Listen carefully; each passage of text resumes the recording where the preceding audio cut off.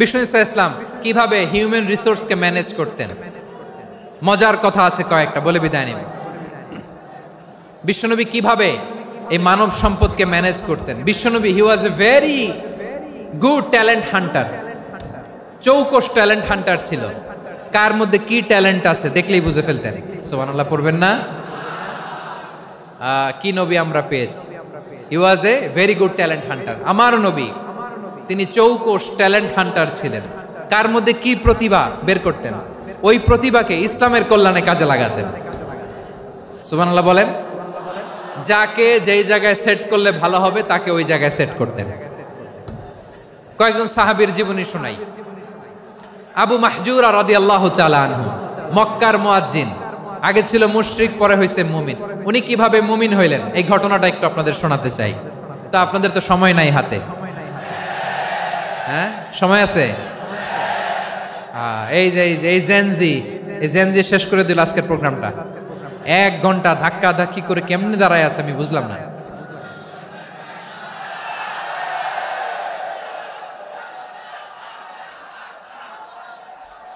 না তাকবির না, চুপ করতে হবে। What I need, you stop. Just shut up. চুপ। হ্যাঁ ঠিক আছে, এভাবে। আবু মাহজুরা রাদিয়াল্লাহু তাআলা আনহু কিভাবে মুসলিম হলেন আওয়াজ করে শুনেন। হুনাইনের যুদ্ধ 8ম হিজরি, বিষ্ণু ইসলাম হুনাইনের যুদ্ধ শেষে ফিরতেছেন। পথিমধ্যে বেলাল রাদিয়াল্লাহু তাআলা আনহু, এই যে আবার কথা, আই রে আল্লাহ রে, এখানে ধাক্কা ধাক্কি কেন? চলে যাও, পেছনে যাও, পেছনে যাও। কি আজীব তামাশা, যেখানে যায় এখানে ধাক্কা ধাক্কি, মারামারি, গায়ের উপরে কাঁধের উপরে শাউটিং। অনেক গুরুত্বপূর্ণ কথা পয়েন্ট করে নিয়ে আসে যে বলবো, এই শাউট করার কারণে প্রোগ্রামটাই নষ্ট করে দেয়। আসছে আমার ভালোবাসা দেখাইতে, প্রোগ্রামটাই শেষ করে দিয়ে চলে যায়। স্টপ। আবার কথা বল, স্টপ। হুনাইনের যুদ্ধে 8ম হিজরি, কত হিজরি সবাই বলেন না একটু, কত হিজরি? 8ম হিজরিতে হুনাইনের যুদ্ধে রাসূল সাল্লাল্লাহু আলাইহি ওয়াসাল্লাম ফিরে আসতেছেন মদিনায়। পথিমধ্যে বেলাল রাদিয়াল্লাহু তাআলা আনহু আজান দিচ্ছেন। কি দিচ্ছেন? তো পাশে ছিল মুশরিকদের একটা পল্লী, কিছু মুশরিক তরুণ, কিছু অমুসলিম কিশোর, তারা আজানকে ব্যঙ্গ করতেছে। আমাদের বাংলায় মুখ ভেঙ্গানো বলে আর কি। বেলাল রাদিয়াল্লাহু তাআলা আনহু আজান দিচ্ছেন, ওই বাচ্চাগুলো মুশরিক, তো ওরা আজানকে ব্যঙ্গ করতেছে, বিকৃতি করে ওরাও আজান দিচ্ছে। উদ্দেশ্য হচ্ছে আজানকে নিয়ে ঠাট্টা করা। উদ্দেশ্য কি? ঠাট্টা করা। ব্যাপারটা মনে কষ্ট পাওয়ার মতো ব্যাপার না? কিন্তু বিশ্বনবী ওইখানে দেখেন কি খুঁজলেন। বিশ্বনবী খেয়াল করলেন অমুসলিম কিশোরদের মধ্য থেকে একটা কিশোরের গলাটা বড় দরাজ গলা, কণ্ঠটা বড় সুন্দর। খেয়াল করে দেখলেন যে কিছু কিশোর বেলালের আজানকে ব্যঙ্গ করে, বিকৃতি করে, কিন্তু একজনের কণ্ঠ দেখতে পাচ্ছেন না এত দূরে, কিন্তু কণ্ঠটা বড় সুন্দর, দরাজ গলা। বিশ্বনবী সাহাবীদেরকে বললেন, ধরো এগুলারে, ধরো। সবগুলারে ধরে বিশ্বনবীর সামনে আনা হলো। ওরা হাঁটু গেড়ে বসলো। বিশ্বনবী বললেন, তোমাদের মধ্যে কে যেন ব্যঙ্গ করে আজান দিচ্ছিল, তার গলাটা বড় উঁচু, গলার বেসটা বড় মজবুত, মেলোডিয়াস, সুমধুর কণ্ঠ। কে?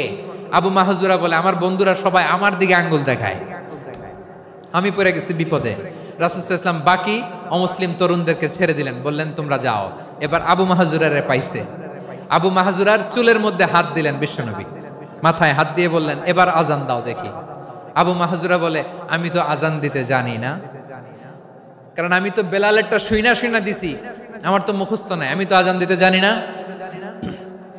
বিশ্বনবী বললেন, জানো না? তাহলে আসো, আমি তোমারে শিখাই দেই। সুবহানাল্লাহ পড়েন। আবু মাহজুরা হাঁটু গেড়ে বসে, বিশ্বনবীর মোবারক হাত আবু মাহজুরার চুলের মধ্যে।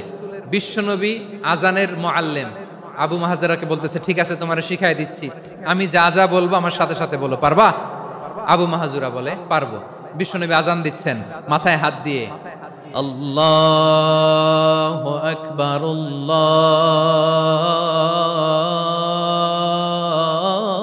আল্লাহু আকবার। আবু মাহাজুরা এই বাক্যটা পড়লেন। বিশ্বনবী দ্বিতীয় বাক্য পড়তে আরম্ভ করলেন, আল্লাহু আকবার,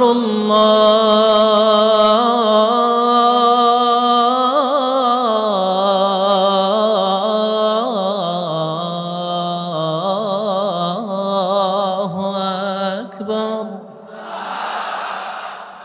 আবু মাহাজুরা এই বাক্যটাও বললেন। বিশ্বনবী আবু মাহাজুরার মাথার মধ্যে হাত দিয়ে তৃতীয় বাক্য বললেন, আশহাদু আল্লা ইলাহা ইল্লাল্লাহ।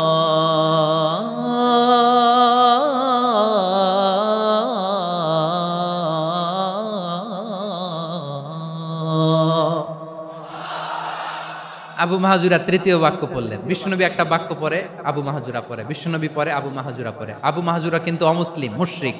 আবু মাহাজুরা বলে, এক একটা বাক্য পড়ি আমার কলিজাটা গলে ঠান্ডা হয়ে যায়। এতদিন মোহাম্মদকে গালি দিতাম, এখন মোহাম্মদ আমার মাথায় যখন হাত রাখছে আমার সারা শরীর ঠান্ডা হয়ে গেছে।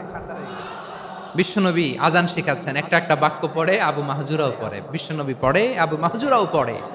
পুরো বাক্যগুলো যখন শেষ, আজান শেষ, আবু মাহাজুরাও যখন পুরো আজান পড়লেন, আবু মাহাজুরা বললেন, এতদিন মোহাম্মদের চেহারা দেখলে আমার ঘৃণা লাগতো, আজ থেকে মোহাম্মদের চেহারার চেয়ে প্রিয় চেহারা আমার কাছে নাই। আবু মাহাজুরা বললেন, ও মুহাম্মদ, আজানের বাক্য তো আপনি আমারে শেখালেন, এখানেই শেষ করবেন না, আপনি আমারে পড়ায় দেন, লা ইলাহা ইল্লাল্লাহু মুহাম্মাদুর রাসূলুল্লাহ সাল্লাল্লাহু আলাইহি ওয়াসাল্লাম। বিশ্বনবীর সাথে দাঁড়িয়ে উনি শাহাদা পড়ে মুসলমান হয়ে গেলেন। এবার আবু মাহাজুরা বলে, ইয়া রাসূলুল্লাহ, ইয়া হাবিবাল্লাহ, আমি মুমিন হয়েছি, মুসলমান হয়েছি, আপনার কাছ থেকে আজান শিখার সৌভাগ্য আমি লাভ করেছি গো নবী। আমার কণ্ঠের বড় তারিফ করেছেন, আপনি আমার আজানকে আপনি পছন্দ করেছেন। একটা জিনিস আপনার কাছে চাই, আপনি আমাকে মক্কার মসজিদুল হারামের মুয়াজ্জিন হিসেবে অ্যাপয়েন্ট করে দে। বিষ্ণু ইসলাম বললেন, যাও আবু মাহজুরা, আমি তোমাকে পৃথিবীর শ্রেষ্ঠতম মসজিদ মক্কার মসজিদুল হারামের মুয়াজ্জিন হিসেবে অ্যাপয়েন্ট করে দিলাম। দেখছেন কিভাবে ট্যালেন্ট হান্টিং করতে হয়, কিভাবে হিউম্যান রিসোর্স মানব সম্পদকে ব্যবহার করতে হয়। আসছিল আজানকে ভেঙাইতে, আসছিল কেন? আজানকে ব্যঙ্গ করার জন্য, বিকৃত করার জন্য। আজানকে বিকৃত করতে যে ইসলামের সবচেয়ে শ্রেষ্ঠ মসজিদের মুয়াজ্জিন হয়ে গেল। পড়েন সুবহানাল্লাহ। হযরত আবু মাহজুরা রাদিয়াল্লাহু তাআলা আনহু ওনার এই সুললিত কণ্ঠ ব্যবহার করে মসজিদুল হারামে এত সুন্দর করে আল্লাহু আকবার বলে আজান দিতেন। মানুষগুলোর, মুসল্লিগুলোর, মক্কাবাসীর হৃদয়কে তিনি বিগলিত করে দিতেন। মানুষের হৃদয়কে ঠান্ডা হয়ে যেত। শুধু এখানেই শেষ না আমার যশোরের ভাইয়েরা।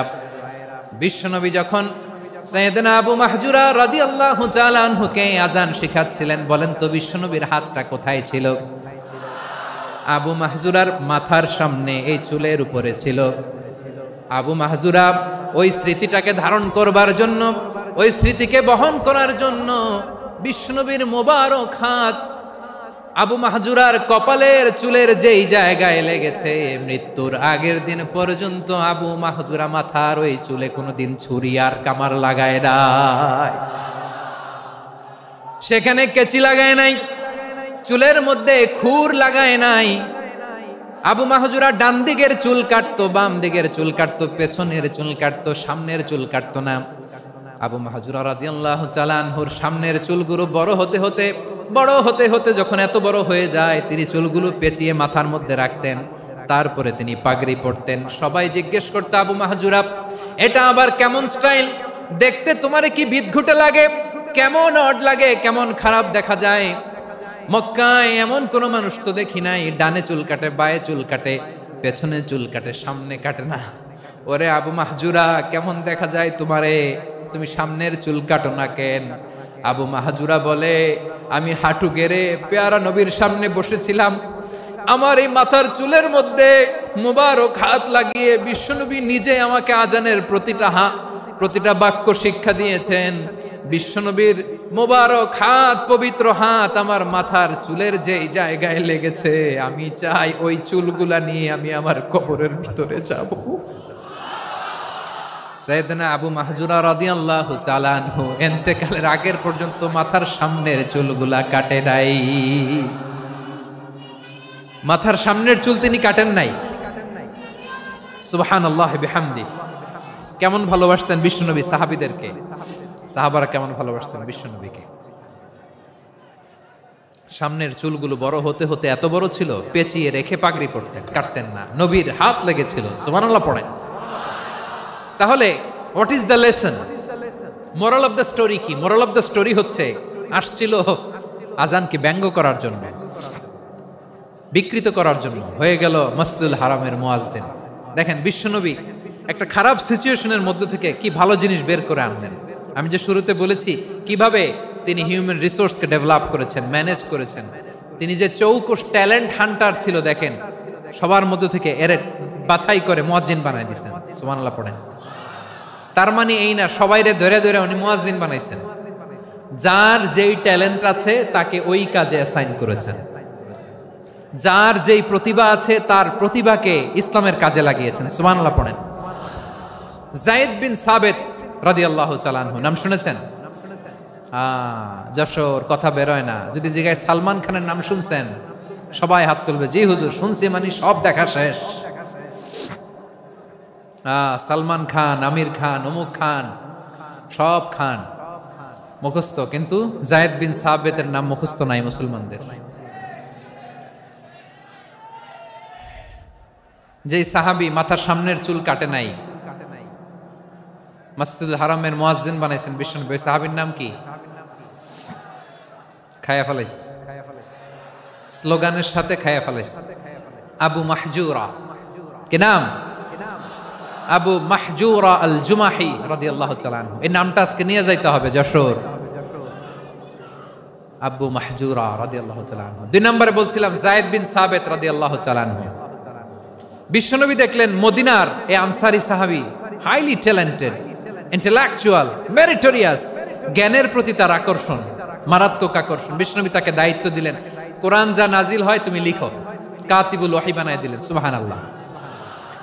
যায়েদ বিন সাবিতরে আবার আজান শিখান নাই, কারণ তার মধ্যে বিশ্বনবী প্রতিভা দেখেছেন, একাডেমিক প্রতিভা। বিশ্বনবীর একাডেমিক প্রজেক্টগুলো তিনি হ্যান্ডেল করতেন।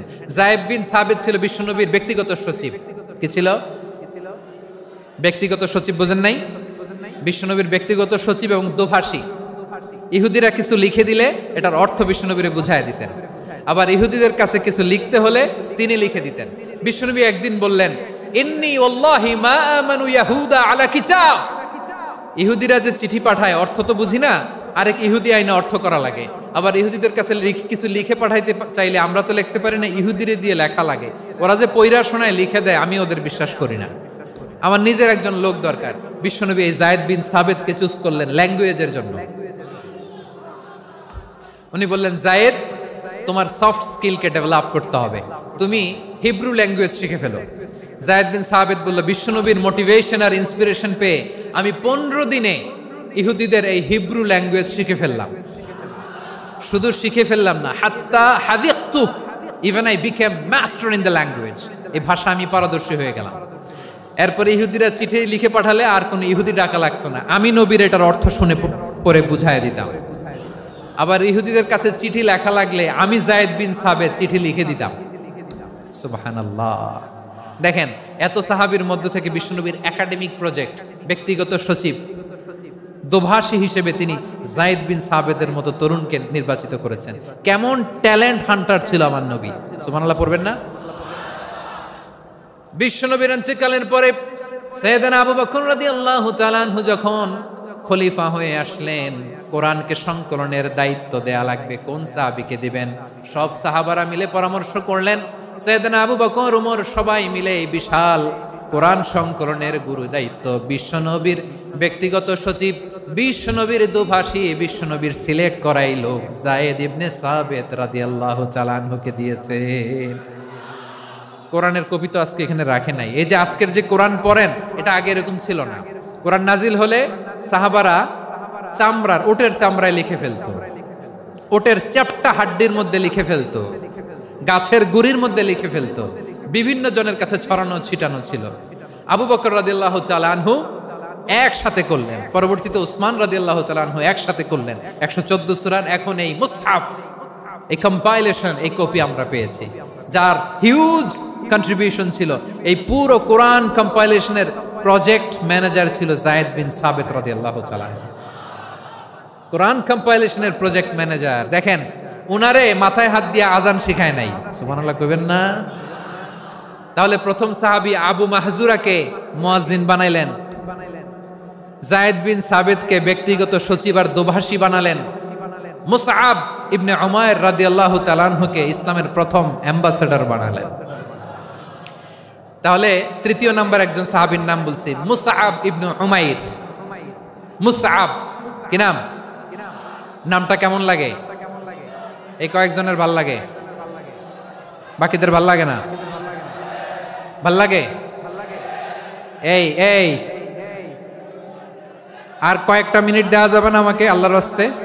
হ্যাঁ ঠিক আছে, আমি তোমাদেরকে ভালোবাসা দেখাবো, দোয়া করব যদি চুপ থাকো, একেবারে চুপ, কষ্ট সহ্য করো, বাকিরা যা সওয়াব পাবে তোমরা ডবল পাবা, যেহেতু কষ্ট বেশি, কিন্তু চুপ। 3 নাম্বার সাহাবীর নাম মুসআব। এই ধাক্কাধাক্কি কেন? ধাক্কাধাক্কি কেন রে ভাই? না না না, এরকম হইলে আসবো না যশোর, আমি আর আসবো না। হয় পিছনে চলে যাও, নাহলে চুপ, ধাক্কাধাক্কি নাই। 3 নাম্বার সাহাবীর নাম মুসআব। কি নাম? He was the first ambassador in Islam. ইসলামের প্রথম ডিপ্লোম্যাট, প্রথম কূটনৈতিক, ইসলামের প্রথম কূটনৈতিক, ইসলামের প্রথম ডিপ্লোম্যাট, প্রথম অ্যাম্বাসেডর মুসআব ইবনে উমাইর। মক্কার তরুণ যুবক, উনি পারফিউম লাগাইলে মানুষ দেখলেই বুঝতো এটা মুসআব লাগাইছে। এমন ড্যাশিং ফেসের ছিল, এমন স্মার্ট ড্যাশিং ফেস, এমন পার্সোনালিটির মানুষ ছিল মুসআব রাদিয়াল্লাহু তাআলা আনহু। কারণ যিনি ইসলামের স্পোকম্যান হবেন, মুখপাত্র হবেন, তার স্মার্ট হওয়ার দরকার আছে না নাই?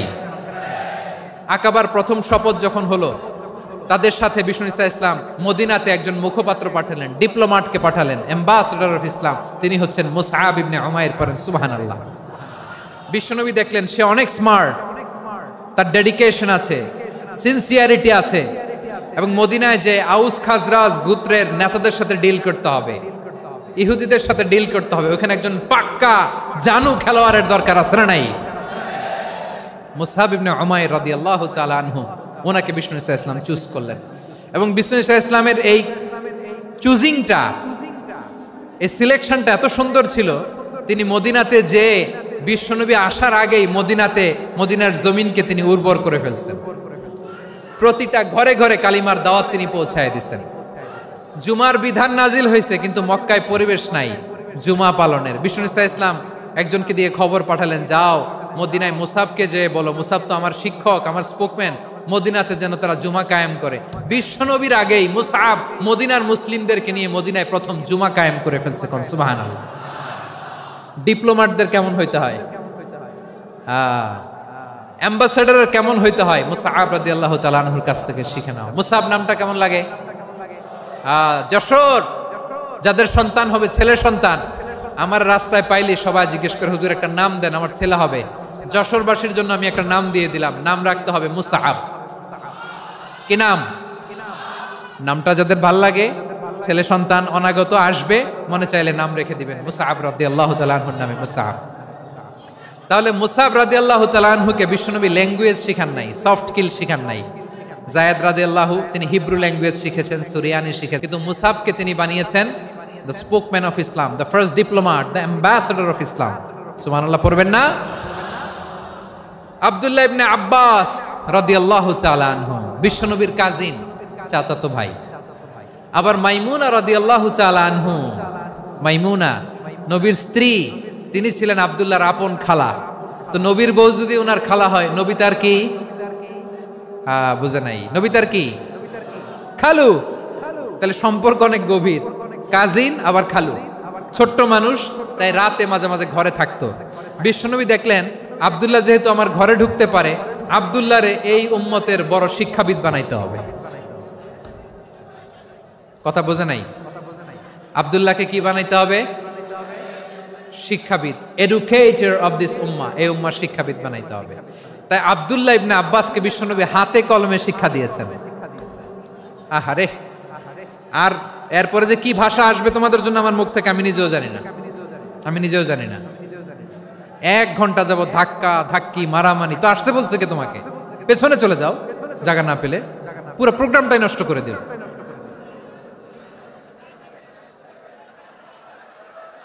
জি, আমার দিকে তাকান, আমি শেষ করে দিচ্ছি। হবে না, ইন্টেলেকচুয়াল আলোচনা এখানে হবে না, আমি বুঝতে পারছি, আমি শেষ করে দিচ্ছি। আব্দুল্লাহ ইবনে আব্বাস রাদিয়াল্লাহু তাআলা আনহু, মনোযোগ দিয়ে কয়েকটা মিনিট শুনুন, আমি এখনই শেষ করে দিচ্ছি। এরপর আওয়াজ করবে, এই যে এগুলো কি আমি বুঝলাম না। আমি বললাম না সব করা যাবে, বসে যাও, শুয়ে যাও, চলে যাও, আওয়াজ করা যাবে না। অন্যকে বসো এটাও বলার দরকার নেই, জাস্ট এদিকে তাকাও। আল্লাহ। আব্দুল্লাহ ইবনে আব্বাস রাদিয়াল্লাহু তাআলা আনহু, ওনাকে বিশ্বনবী হাতে কলমে শিক্ষা দিয়েছেন, যেহেতু উম্মতের শিক্ষাবিদ হবেন, এডুকেটর হবেন। তো বিশ্বনবী রাতে যখন তাহাজ্জুদ পড়তেন, ছোট্ট আব্দুল্লাহ ঘরে থাকতো। বুঝতে পেরেছেন? ছোট্ট মানুষ তো ঘরে থাকতো। তো বিশ্বনবী তাহাজ্জুদের জন্য একবার দাঁড়িয়েছেন, ছোট্ট আব্দুল্লাহ ওযু করে দাঁড়াইছে। আচ্ছা বলেন তো, ইমাম আর মুসল্লি মোট যদি 2 জন হয়, একজন ইমাম একজন মুসল্লি, তো মুসল্লি ইমামের কোন দিকে দাঁড়াবে? ডানে দাঁড়াবে। ছোট্ট আব্দুল্লাহ বোঝে নাই, বিশ্বনবী তাহাজ্জুদ শুরু করেছেন, উনি ইক্তেদা করছেন আর দাঁড়াইছেন বায়ে। কোথায় দাঁড়িয়েছেন? আব্দুল্লাহ বলেন, যখন আমি বায়ে দাঁড়ালাম, আখাযা রাসূলুল্লাহ সাল্লাল্লাহু আলাইহি ওয়াসাল্লাম উযুনি আল ইউমনা ইয়াফতিলুহা, বিশ্বনবী নামাজরত অবস্থায় আমার কান ধরে টেনে আমার ডান দিকে এনে দাঁড় করায় দিলেন। পড়েন সুবহানাল্লাহ। দেখেন, হাতে কলমে শিক্ষা। আর জীবনে ভুল হবে? কথা কয় না, আর ভুল হবে? আর ভুল হবে না। এভাবে বিশ্বনবীর অনেক সঙ্গ পেয়েছেন, সফর করেছেন, একই বাহনে বসেছেন, এক বাহনে বসে লম্বা নাসিহত করেছেন, বলেছেন, ইয়া গোলাম ইহফাজিল্লাহ ইয়াহফাজকা, ইহফাজিল্লাহ তাজিদহু তুজাহাক, ইযা সাআলতা ফাসআলিল্লাহ ওয়া ইযা ইসতাআনতা ফাসতাইন বিল্লাহ। আল্লাহর বিধান মানো, আল্লাহর বিধান রক্ষা করো, আল্লাহ তোমায় রক্ষা করবে। আব্দুল্লাহ, চাইতে হলে আল্লাহর কাছে চাও, সাহায্য চাইতে হলে আল্লাহর কাছে সাহায্য চাও। মনে রাখো, গোটা বিশ্বের সবাই যদি তোমার সাহায্য করতে চায়, ততটুকুই করতে পারবে যতটুকু আল্লাহ তোমার নসিবে রেখেছে। গোটা বিশ্ব যদি তোমার বিরুদ্ধে ষড়যন্ত্রে দাঁড়িয়ে যায়, ক্ষতি ততটুকু করতে পারবে যতটুকু তোমার জন্য বরাদ্দ আছে, এর বাইরে কিছু করতে পারবে না। আওয়াজ করে বলেন ঠিক কিনা? এভাবে হাতে কলমে শিখিয়েছেন, বিশ্বনবীর সঙ্গ পেয়েছেন। ওনাকে বিষ্ণু ইসলাম শিক্ষাবিদ, এডুকেটর অফ দিস উম্মাহ হিসেবে সিলেক্ট করেছেন, হাতে কলমে শিখিয়েছেন। বিশ্বনবী একবার প্রকৃতির ডাকে সাড়া দিয়ে এসেছেন। এখন কি করতে হবে? নামাজের জন্য ওযু করতে হবে। বিশ্বনবী এসেই দেখেন ওযুর বদনায় পানি ভরা, খুশি হয়ে গেলেন, বললেন, কে রেখেছে পানি? একজন বলল, আব্দুল্লাহ রেখেছে। বিশ্বনবী অত্যন্ত খুশি হলেন, খুশি হয়ে একটা দোয়া করলেন, বললেন, আল্লাহুম্মা ফাক্কিহু ফিদ্দীন ওয়া আল্লিমহু তা'ওয়ীল। আল্লাহ, তুমি আব্দুল্লাহকে দ্বীনের বুঝ দিও আর কোরআনের তাফসীর শিক্ষা দিও। বিশ্বনবীর এই দোয়া এমন লাগছে, উনি রাইসুল মুফাসসিরিন, এই পৃথিবীতে যত মুফাসসির ছিল, যত মুফাসসির আসবে, সকল মুফাসসিরের সম্রাট হিসেবে স্বীকৃত হয়েছেন। আব্দুল্লাহ ইবনে আব্বাস, বিশ্বনবী ওনারে আজান শিখান নাই, বিশ্বনবী ওনারে ল্যাঙ্গুয়েজ শিখান নাই, বিশ্বনবী ওনারে অ্যাম্বাসেডর বানান নাই, হাতে কলমে শিক্ষা দিয়েছেন। ছোট্ট মানুষ, বিশ্বনবী ইন্তেকাল করলেন, আবু বকরের সময় গেল, ওমরে ফারুকের খেলাফত, তখনও তিনি তরুণ।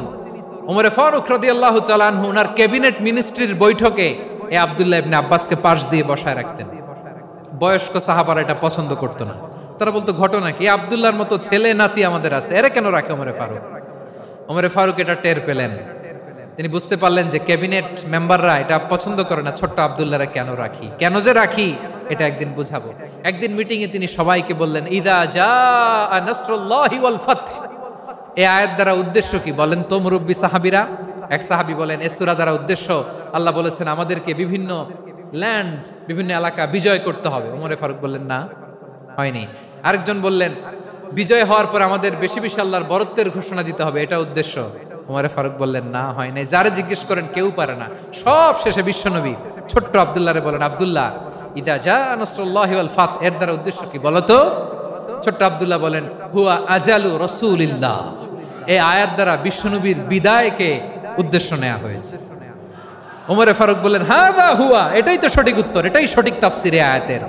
কারণ ইদা জা নাসরুল্লাহি ওয়াল ফাত, যখন আল্লাহর সাহায্য আর বিজয় আসবে, ওয়া রাআইতান নাসা ইয়াদখুলুনা ফি দীনিল্লাহি আফওয়াজা, আপনি দেখবেন দলে দলে ঢলে ঢলে বানের পানির মতো মানুষ ইসলামের দিকে ঢুকতেছে, ইসলামের বিজয় হয়েছে। তো ইসলামের বিজয়ের মিশন নিয়ে নবী আসছে, বিজয়ী যখন হয়ে গেছে এখন তো নবীর বিদায় হবে।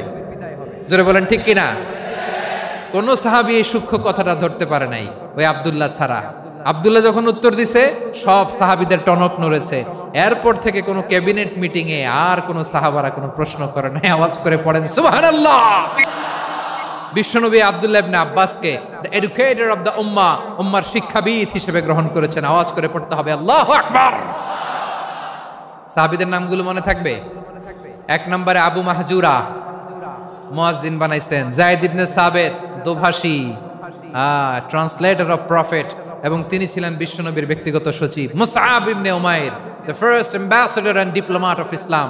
আব্দুল্লাহ ইবনে আব্বাস, এই উম্মার সবচেয়ে বড় এডুকেটর, শিক্ষাবিদ। আরেকজন ছিল আব্দুল্লাহ ইবনে মাসউদ রাদিয়াল্লাহু তাআলা। 2 আব্দুল্লাহ, আব্বাস গেল, আরেকজন হচ্ছে মাসউদ।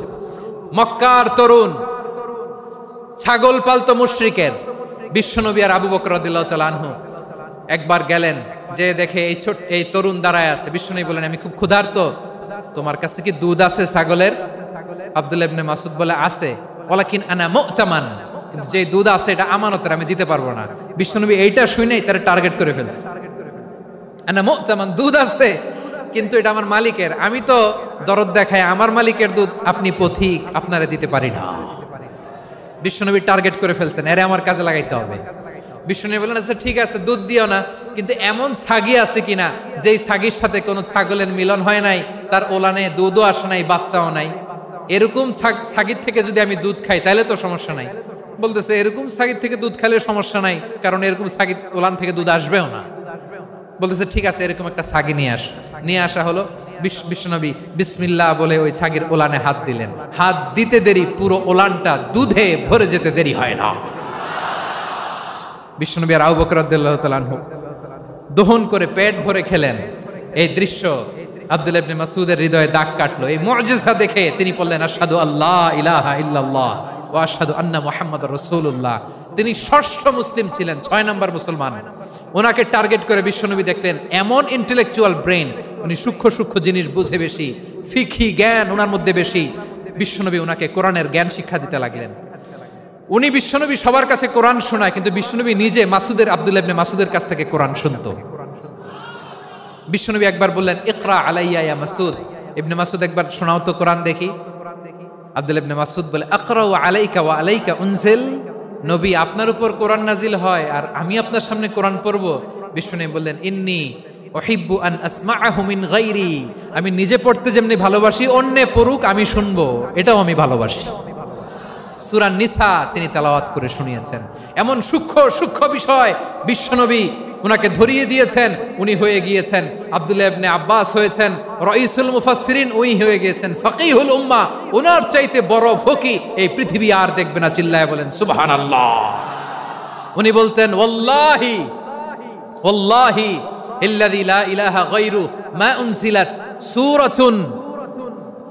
উনজিলাত সূরাতুন ইল্লা ওয়া আনা আ'লামু আইনা উনজিলাত ওয়া ফীমা উনজিলাত। বিশ্বনবী এমন ভাবে কোরআনের দার্স আমাকে দিয়েছেন, কোরআনে যত সূরা নাজিল হয়েছে, যেখানে নাজিল হোক না কেন আমি জানি এটা কোথায় নাজিল হয়েছে এবং কোন প্রেক্ষাপটে নাজিল হয়েছে।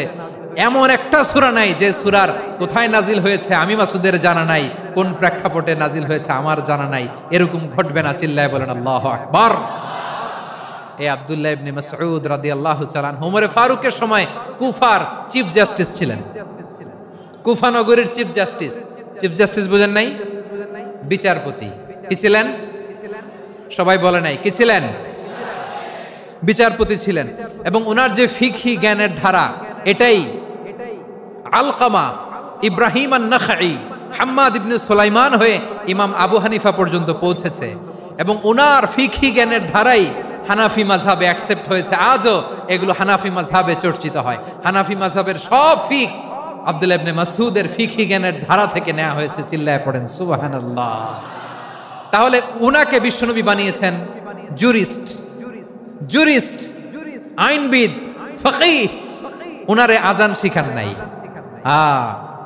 হিউম্যান রিসোর্স ডেভেলপমেন্ট কিভাবে করবেন, মানব সম্পদের উন্নয়ন কিভাবে করতে হয়, কিভাবে যার যেখানে প্রতিভা কাজে লাগাতে হয় উনি দেখিয়েছেন। সুবহানাল্লাহ পড়বেন না? খালিদ বিন ওয়ালিদ নাম শুনছেন? কে কে শোনেন নাই হাত তোলেন। কি ছিলেন? বীর যোদ্ধা ছিলেন খালিদ বিন ওয়ালিদ। কিন্তু তিনি ইসলাম ধর্ম গ্রহণ করেছেন অনেক দেরিতে, 8ম হিজরিতে। তার মানে 8ম হিজরির আগে উনি মুশরিকদের পক্ষে লড়াই করেছেন। ওনার হাতে কত মুসলিম সাহাবী যে নিহত হয়েছে হিসাব নাই। বিশ্বনবী টার্গেট করে রাখছে, তুমি আমাদের মুসলিমদের এত ক্ষতি করলা, তুমি যখন মুসলমান হবা তোমারে দিয়ে আমি এমন কাম করামু যে এটা আর কেউ করতে পারবে না। সুবহানাল্লাহ নাই? যশোর ক্লান্ত হয়ে গেছে।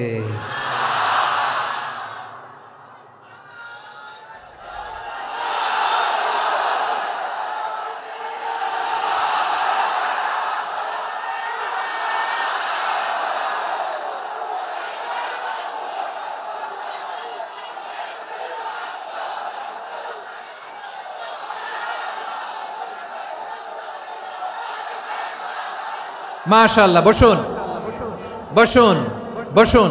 খালিদ বিন ওয়ালিদ রাদিয়াল্লাহু তাআলা 8ম হিজরিতে মুসলিম হয়েছেন, মক্কা বিজয়ের আগে। তো মক্কা বিজয়ের আগে যখন মুসলিম হয়েছেন, এর আগে কি করছেন? কাফিরদের সাথে যুদ্ধ করেছেন।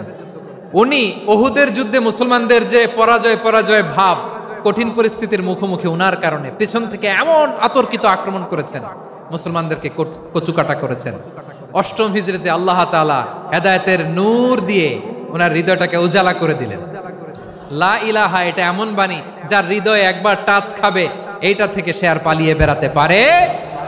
ঝিনুকের ভেতর লুকিয়ে থাকে যেমন মতি, ঝিনুকের ভেতর লুকিয়ে থাকে যেমন মতি, কলমা শাহাদাতে আছে আল্লাহর জ্যোতি, কলমা শাহাদাতে আছে আল্লাহর জ্যোতি। ঠিক কিনা বলেন? মক্কা বিজয়ের আগে মুসলিম হলেন, হওয়ার পরেই বিশ্বনবীর টার্গেট ফুলফিল হলো। ওই যে টার্গেট করে রেখেছেন আর দোয়া করেছেন, খালিদ বিন ওয়ালিদ যদি মুসলিম হয় তাকে আমি মিলিটারি চিফ বানাবো।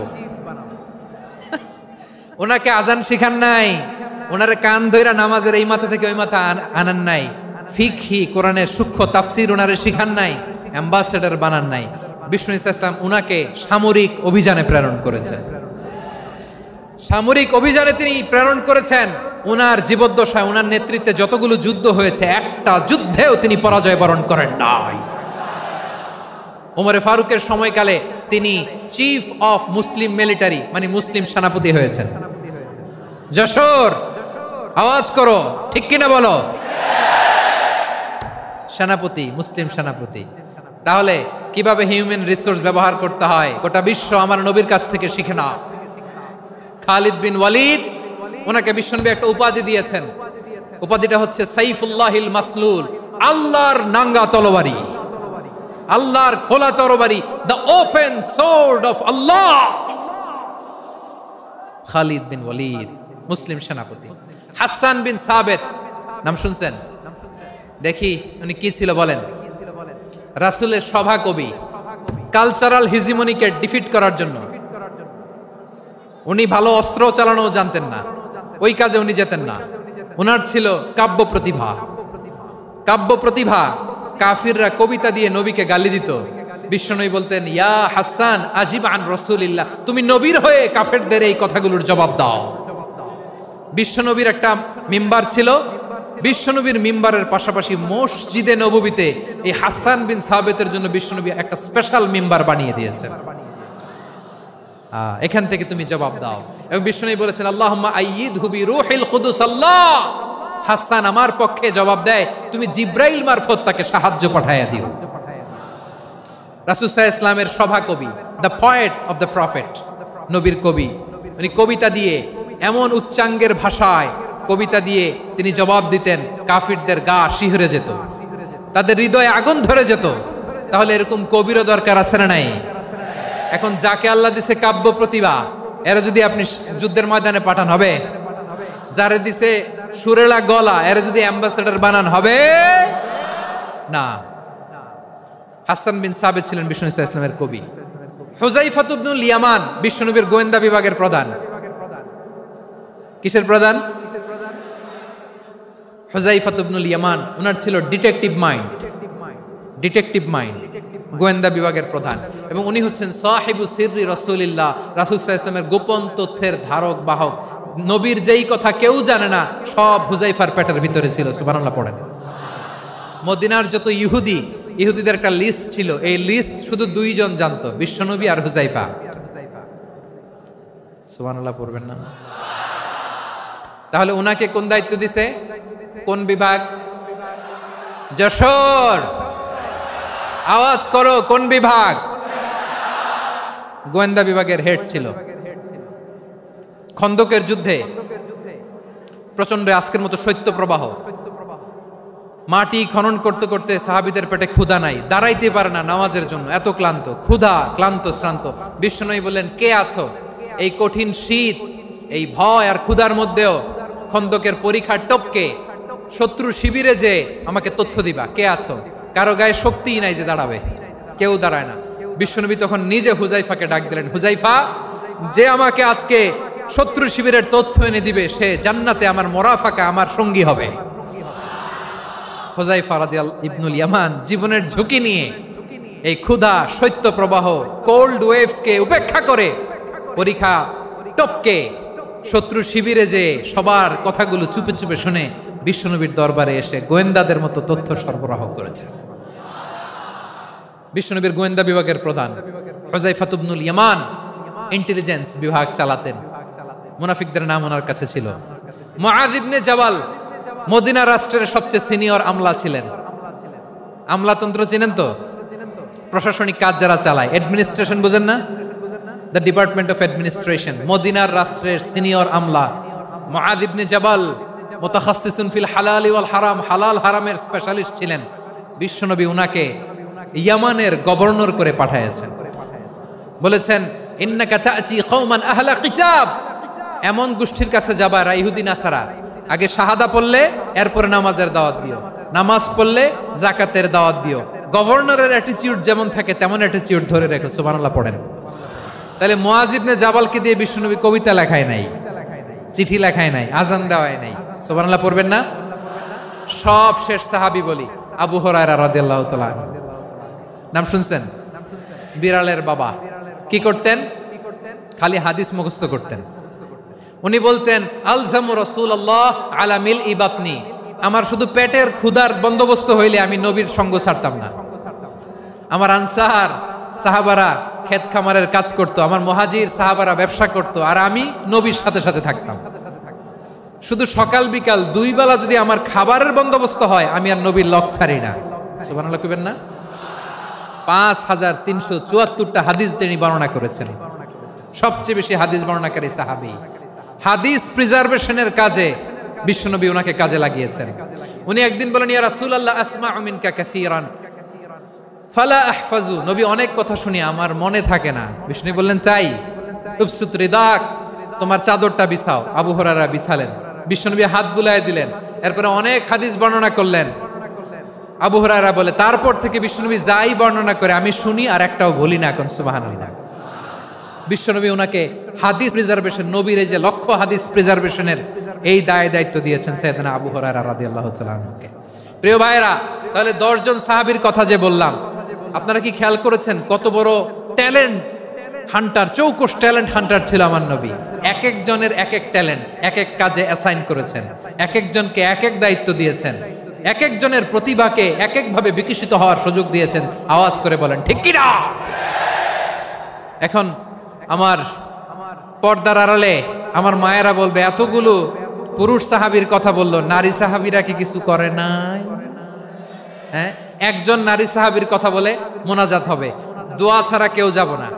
রুফাইদা আল আসলামিয়া রাদিয়াল্লাহু তাআলা আনহা, ওনার বাবার নাম সাআদ আল আসলামি। বিশ্বনবী কি খেয়াল করলেন দেখেন, সাদ ছিল মদিনার বড় ডাক্তার। এই নারী সাহাবী রুফাইদা বাবার কাছ থেকে চিকিৎসা বিদ্যা শিখেছেন।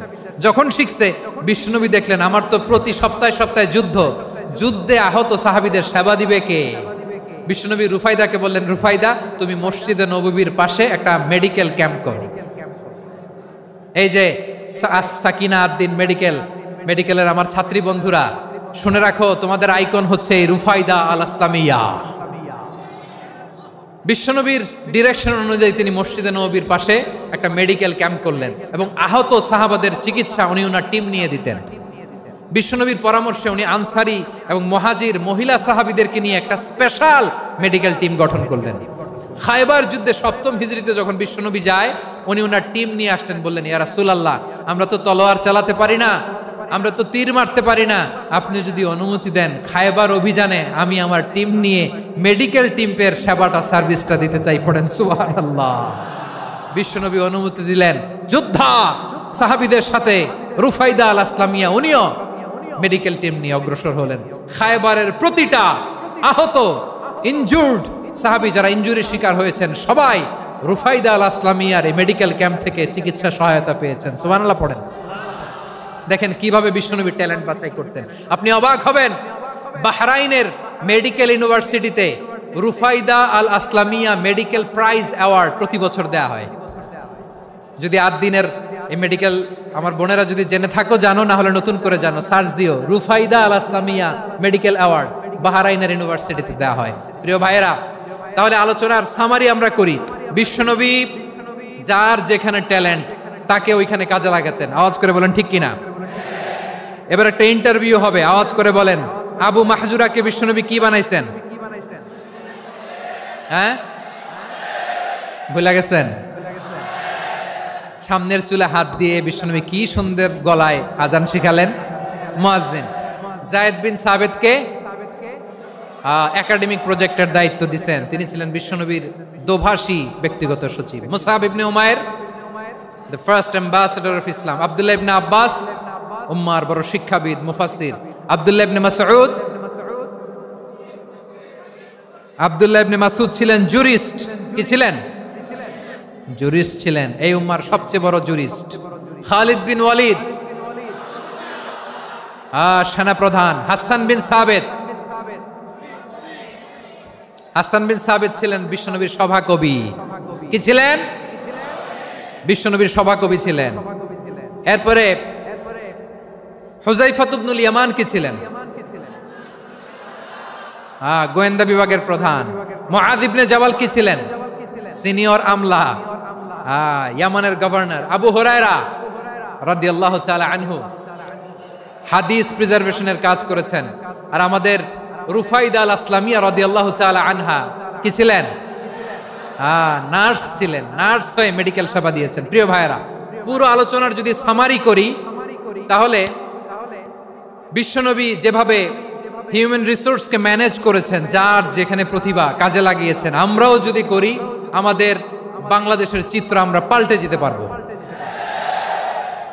আমরা শুরুতে শুনেছি মানুষের আছে অসীম সম্ভাবনা, প্রতিটা মানুষ অনন্য, যত্ন নিলে, যথাযথ পরিচর্যা করলে মানুষ বিশ্ব জয় করতে পারে। ঠিক কিনা? আমাদের হাফেজে কোরআনের সামনে দাঁড়াতে পারে এমন কোন হাফেজে কোরআন আল্লাহর জমিনে জন্ম হয় নাই। গোটা বিশ্ব কাঁপিয়ে তারা সেরা। আমাদের ক্রিকেটাররা সেরা, আমাদের তৈরি পোশাক শিল্প সেরা। এরকম অনেক অনেক সেরা জিনিস আছে, আমরা এগুলোরে নার্চারিং করতে পারি নাই, পরিচর্যা করতে পারি নাই, সঠিক তারবিয়াতের অভাব। তাহলে মানুষের অসীম সম্ভাবনাকে কাজে লাগাতে হবে। ঠিক কিনা বলেন? ইউনুস গভর্নমেন্টকে আমি বলবো, অল্প সময়ের জন্য আপনারা এসেছেন, সংস্কারও করতে হবে, আবার নির্বাচনও করতে হবে। সব সংস্কার হতে করতে পারবেন না, যতটুকু পারবেন এর মধ্যে আমাদের যে হিউজ ম্যান পাওয়ার, আমাদের যে মানব সম্পদ, হিউম্যান রিসোর্স, এটাকে ডেভেলপ করে আপনাদের যেতে হবে। যেটা পারবেন না সেটাকে পরবর্তী নির্বাচিত গভর্নমেন্টের কাছে রেখে যেতে হবে, যে তারা যেন করে, তাদের কাছে আপনারা এটা রেখে যাবেন। তাহলে মানুষ চাইলে বিশ্ব জয় করতে পারে। আর মানুষকে হারাতে পারে কেউ? জোরে বলো যশোর। মানুষকে হারাতে পারে কেউ? আল্লাহ আমাদেরকে জনসংখ্যা দিয়েছেন প্রিয় ভাইয়েরা, এই জনসংখ্যা অনেক বড় সম্পদ, এটা আমাদের জন্য অভিশাপ নয়, আশীর্বাদ। আমাদের জনসংখ্যাকে যদি আমরা জনশক্তিতে রূপান্তর করতে পারি, আজকে বাংলাদেশ যে অবস্থানে দাঁড়িয়ে আছে, বাংলাদেশ তার 20 গুণ উন্নতির শিখরে চলে যাবে। চিল্লায় বলো ঠিক কিনা? আমাদের শ্রমিক ভাইয়েরা বাইরে কাজ করে, আমাদের শ্রমজীবী ভাইয়েরা, প্রবাসীরা, তাদের ব্যাপারে গুরুত্ব দিতে হবে।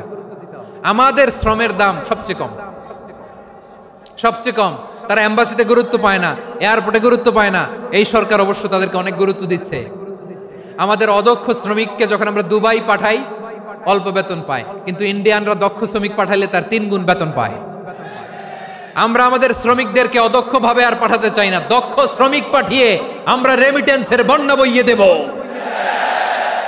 আমাদের শ্রমিকদের পাঠানো রেমিটেন্সের টাকায় সচল থাকে আমার দেশের অর্থনীতির চাকা। তাদেরকে সবচেয়ে গুরুত্ব দিতে হবে। আমরা পেয়েছি ফ্রিডম ফাইটার, মুক্তিযোদ্ধা, আর আমার প্রবাসী ভাইরা হচ্ছে রেমিটেন্স ফাইটার। জোরে বলো ঠিক কিনা? তাহলে আমাদের এই জনশক্তিকে জনসম্পদে ট্রান্সফর্ম করতে হবে, ঠিক কিনা বলেন? সরকার জনগণকে এভাবে পলিশ করতে হবে। মা বাবারা ছেলে মেয়েদের মধ্যে কার কোন যোগ্যতা, তাকে ওইভাবে কাজে লাগাতে হবে। সবার এ প্লাস পাওয়ার কোনো দরকার নাই। আমাদের দেশে একটা টেন্ডেন্সি আছে, পরীক্ষায় এ প্লাস না পাইলে কই, তুই কি করলি? পাশের বাড়ির ছেলে এ প্লাস পাইছে, যা ওর পা ধোয়া পানি খা। কি খা? তা আমি ভাবছি যে পা ধোয়া, এ প্লাস পাওয়া ছেলেদের পা ধোয়া পানির একটা পানির ব্র্যান্ড বানাইতে হবে। এরকম লেখা থাকবে, এ প্লাস পাওয়া ছেলেদের পা ধোয়া পানি। খাওয়া নাই, এগুলার খাওয়া নাই। ওরে আল্লাহ এ প্লাস পাওয়ার জন্য বানাইছে, আর আপনার ছেলেকে এই এ প্লাস গুলারে নিয়ন্ত্রণ করার জন্য আল্লাহ বানাইছে। ওকে দিয়ে আল্লাহ কি করবে আপনি জানেনই না। একটা এ প্লাস, একটা এ গ্রেড একটা মানুষের জীবনকে ঠিক করে দিতে পারে না। আপনার ছেলেকে আল্লাহ অন্যদিকে যোগ্যতা দিয়েছে। ওদের মনোবল ভাঙবেন না, খবরদার, খবরদার। ছেলে মেয়েদের মনোবল ভাঙবেন না। যাকে দিয়ে যেটা হবে তাকে দিয়ে সেটা করতে হবে, তার প্রতিভাকে সেভাবে কাজে লাগাতে হবে। তাহলে বাংলাদেশ, আমাদের এই জনসংখ্যা জনসম্পদে রূপান্তরিত হবে। আমাদের সরকারের তত্ত্বাবধানে আমাদের 18 কোটি জনগণ দক্ষ জনশক্তিতে রূপান্তরিত হোক, আমরা চাই কি চাই না? আমরা ভালো মানুষ, শ্রেষ্ঠ মানুষ হতে চাই কি চাই না? ওই জাপানিজদের মতো সৎ, ওই ইউরোপিয়ানদের মতো কালচার্ড। আমাদেরকে আল্লাহ তাআলা কোরআন সুন্নাহ অনেক কিছু দিয়েছেন। যেহেতু বর্তমানে আমরা দেখছি তারা সৎ, তাদের মধ্যে ভ্যালিউ আছে, সেগুলো আমাদের মধ্যে আনার দরকার আছে না নাই? আর ইসলাম দিয়ে আমাদের জীবনকে সাজাতে হবে, ইসলাম দিয়ে আমার পরিবারকে সাজাতে হবে। ইসলাম থেকে, কোরআন থেকে প্রেসক্রিপশন না নিলে জীবন সুন্দর হবে না। কোরআন থেকে প্রেসক্রিপশন না নিলে সমাজ সুন্দর হবে না। কোরআনের প্রেসক্রিপশন না মানলে রাষ্ট্র সুন্দর হবে না। কোরআনের প্রেসক্রিপশন অ্যাপ্লাই না করলে শুধু দুর্নীতি দমন কমিশন দিয়ে দুর্নীতি বন্ধ করা যাবে না। এজন্য কোরআনের আইন আমরা চাই কি চাই না?